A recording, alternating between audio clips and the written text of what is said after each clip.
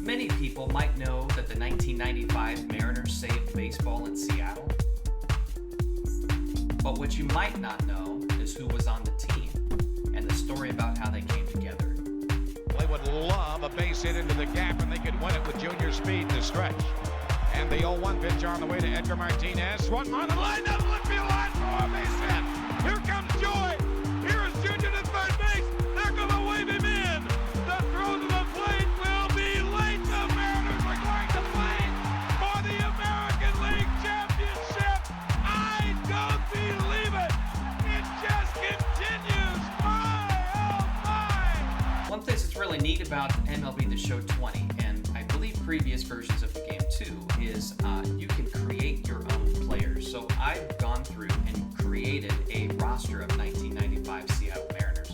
If you are on your home screen, you can tab over to options and you can create or edit a player. Let's go ahead and create the player. And once you go through all of the general attributes, you give it your height, the weight, you make their face whatever kind of skin and mess with their eyes and nose and jawline, however much detail you want to go into. We can even randomize appearance right here. We got a new character. Kind of looks a little bit like a Jose Altuve, left-handed Jose Altuve. Once you do that, you can click Finish, which is the options button, and you can choose to not only put the player in the free agent pool for other players to go then search the vault for that player, but you can put him in the free agent pool and export the player. We did that about 20 times or so with Mariners before we ran out of places that we could create players, and then I went to the liberty of editing some of existing players on the Mariners roster and made them more accurate with real life attributes from how they performed during the 1995 season. Now, once you've created your player and exported them into the free agent pool, you can go over to roster control and you can either save or upload a roster that you've already created, or you can search for certain players within that group. But one of the neat things here is you can select roster control, and you can go down and select as many or as few teams as you want. I happen to pick Seattle, and you can look at not only their lineups and pitching rotation, and you could move the players between the different levels of both the majors and the minors. That's what player movement is for. But you can manage the roster and import a player. So that player that you just exported, you can actually import into your franchise mode and use it as you play franchise. Let's say, for example, which we've done, we've created a Randy Johnson player. So we went to the Mariners roster and we're going to import a player. We'll come over here to starting pitchers. One thing that's not so cool about this is if you want the player on the 40-man roster, you're going to have to replace one of the players that's already on the 40-man roster. So, unfortunately, Marco Gonzalez is going to be the one in this particular example. Marco Gonzalez is going to be the one that we replace. So we're going to import, and then we can look through all of the players that we have created, and Randy Johnson is right there. We created him all the way back in last April. We select Randy Johnson, and boom. Randy Johnson is now imported into a Mariners franchise. So the 95 Mariners at one point in the season, in fact, August 2nd, 1995, were 13 games behind then the California Angels. Now, of course, they're called the Los Angeles Angels of Anaheim. They were 13 games behind the Angels in August, and they came back not only to tie for the American League West Division Championship, but they played the Angels in a one-game playoff, and Randy Johnson wound up coming out of the bullpen and saving that particular game, put both hands to the sky. I remember it like it was yesterday with Dave Niehaus talking about how the Mariners are finally going to the playoffs. Now the left-hander ready.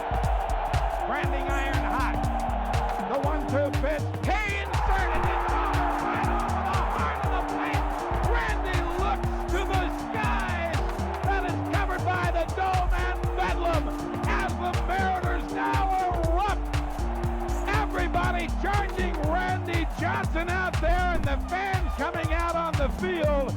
Security's going to have a problem, but 19 long years of frustration is over. So we've played a few games in the franchise, but I want to go through the pitching rotation right now, because in 1995, not only did you have the Cy Young Award winner Randy Johnson, but you had Andy Benes, who came over from the San Diego Padres in a trade deadline deal. You had Tim Belcher, who was only here in Seattle, very successful in Kansas City, and came over to Seattle and helped that playoff push. You had Chris Bosio, who was effective, not great, but he was able to go out there and throw some innings, eat some innings, and be somewhat of a good fourth starter. And then you had several guys who come up and pitch in the number 5 spot. The one that I choose at least to start for the season is Solomon Torres. And then, of course, a very, very young Rafael Carmona, who's mostly a long reliever for the 95 season, but also had some starts. Same with Dave Fleming, who a couple of seasons before looked like he was going to be, somebody who was going to be in the middle of the Mariners rotation for a long, long time. And unfortunately had some injury problems with his arm that kind of jumped up.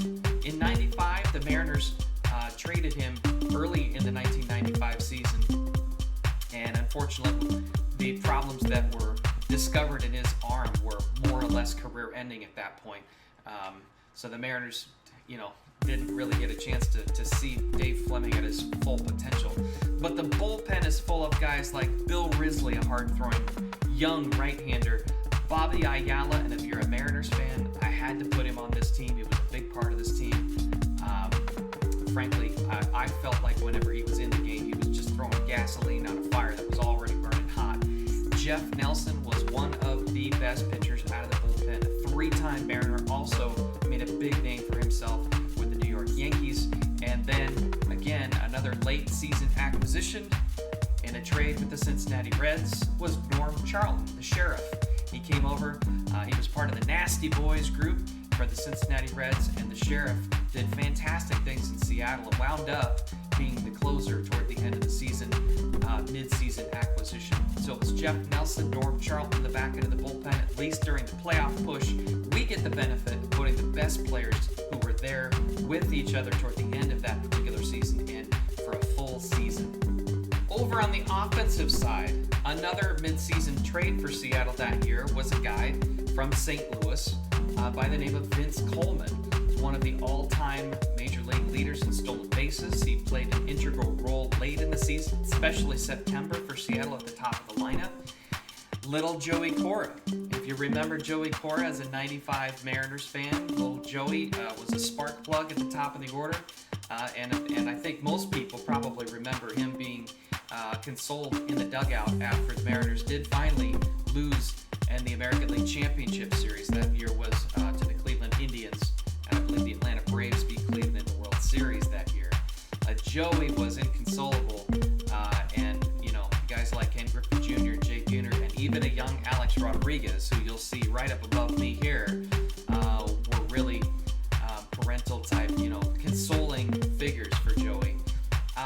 Ken Griffey Jr., man, I didn't do a great job, as you can see, with creating Griffey's face, but his attributes are there.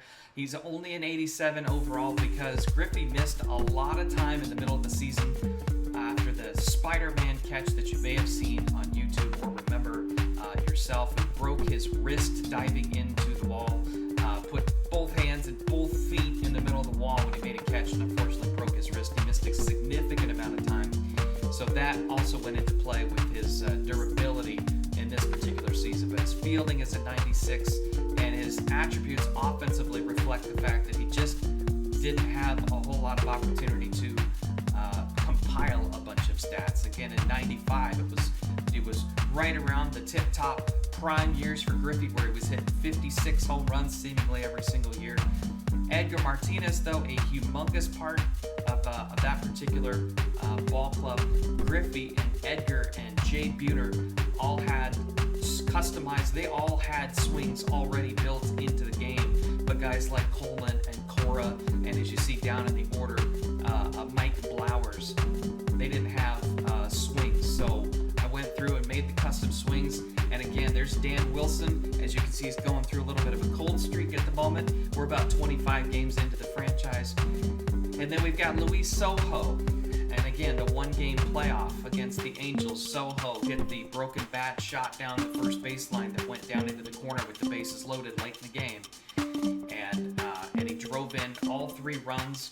The guy from first base came around to score, and the shot coming in from right field, the throw to the plate, got behind the catcher, and Luis Sojo chugged his way around third with that ball that went past the catcher, and everybody scored, as I believe Rick Riz said, and or Dave Niehaus. On the bench, we've got a very young 19-year-old Alex Rodriguez, who is 1 season away from busting out the 96 A-Rod. I believe finished second in the MVP race in the American League.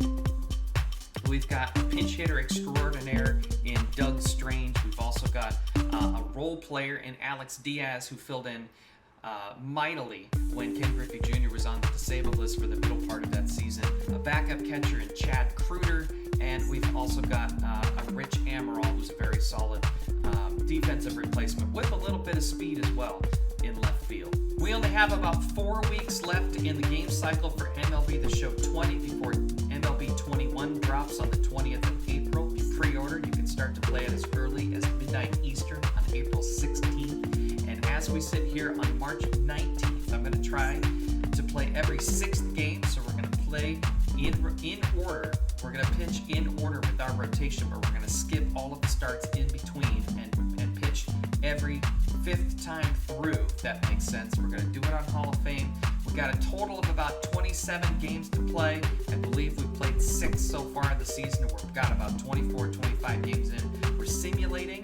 Join me on Friday nights starting no later than 5 p.m. on twitch.tv/BMAC_Redbeard. And we're going to take these 95 Mariners as far